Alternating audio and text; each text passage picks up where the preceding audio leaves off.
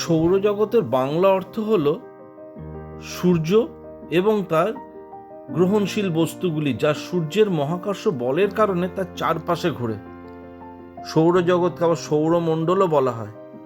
এই সৌরজগতে গ্রহগুলির বিষয়ে কিছু তথ্য আপনাদেরকে জানানোর দরকার।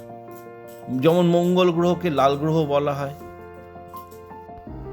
শুক্র গ্রহের ঘন বায়ুমণ্ডল রয়েছে, যা মূলত কার্বন ডাই অক্সাইড দ্বারা গঠিত। শনির বিশিষ্ট বলয় রয়েছে। এই বলয় বরফ, শিলা এবং ধুলো কণার সমন্বয়ে গঠিত।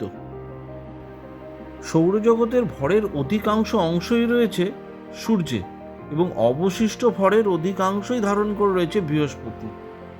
আজ আমরা সৌরজগতে সেই বৃহস্পতি নিয়েই আলোচনা করব, যেটি সব থেকে বড় গ্রহ। বৃহস্পতির চাঁদে লাভা স্রোত আসে কোথা থেকে? কিনারা হলো 44 বছরের রহস্য। 44 বছর ধরে এই রহস্যের কিনারা করতে হিমশিম খেয়েছেন মহাকাশ বিজ্ঞানীরা। রহস্যে কিনারা হওয়ার পর তাদের অনুমান কতটা ভুল তাও প্রমাণ হলো। বৃহস্পতি গ্রহের 95টির মতন চাঁদ আছে বলে এখনো জানতে পারা গেছে।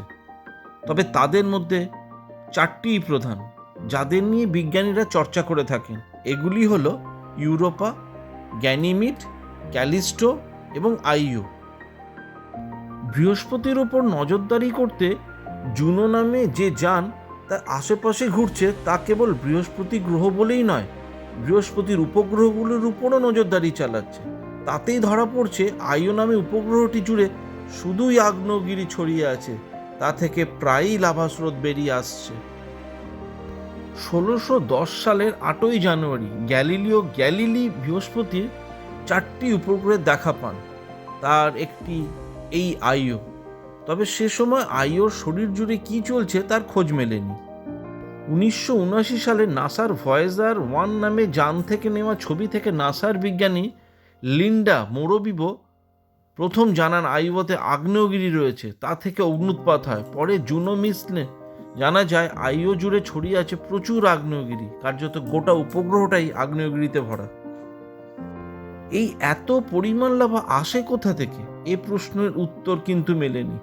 তারপর থেকে বিজ্ঞানীরা বহু চেষ্টা করেছেন এত আগ্নেয়গিরি থেকে অহরহ বেরিয়ে আসা প্রচুর পরিমাণে লাভার উৎস সম্বন্ধে জানতে, কিন্তু জানতে পারেননি। তারা একসময় অনুমান করে নেন যে আইওতে জমির তলায় একটি লাভার মহাসমুদ্র রয়েছে। সেই মহাসমুদ্র থেকে বিভিন্ন আগ্নেয়গিরি জ্বালামুখ দিয়ে লাভা বেরিয়ে আসছে আইওর উপরিভাগে। কিন্তু 2023 ও 2024 সালে নাসার যান জুনো এই আইওর খুব কাছে পৌঁছে যায়। আইওর জমি থেকে মাত্র 1500 কিলোমিটার উপর দিয়ে উঠতে থাকে জুনো। তখনই জুনো নানা অত্যাধুনিক যন্ত্র ব্যবহার করে আইওকে জানতে, যা বিজ্ঞানীদের অবাক করে 44 বছরের পুরনো এক রহস্যের কিনারা করে।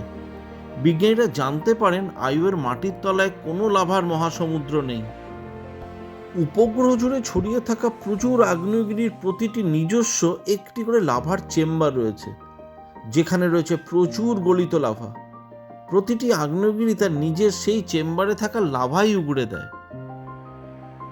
তার মানে একটি লাভা সমুদ্র থেকে লাভা বিভিন্ন আগ্নেয়গিরির মুখ দিয়ে বেরিয়ে আসে। প্রতিটি আগ্নেয়গিরি আলাদা সংস্থান রয়েছে গলিত লাভার। নাসার এই অনন্য আবিষ্কার আইও সম্বন্ধে ধারণাই বদলে দিল।